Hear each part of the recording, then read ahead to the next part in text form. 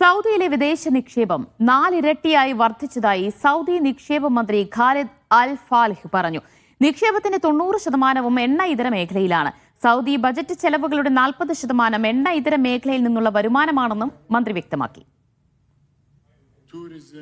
റിയാദിൽ നടക്കുന്ന future investment ഇനീഷ്യേറ്റീവിന്റെ 9ാം പതിപ്പിൽ സംസാരിക്കുകയായിരുന്നു നിക്ഷേപ മന്ത്രി ഖാലിദ് അൽ Falih.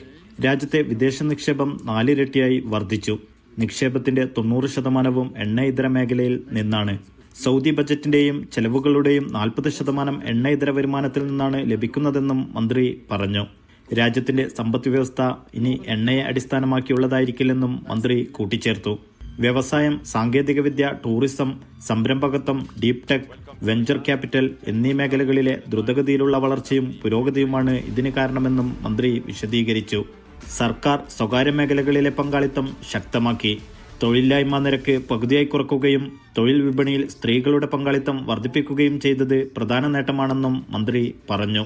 Naushad Rikkur, media 1, Dammam.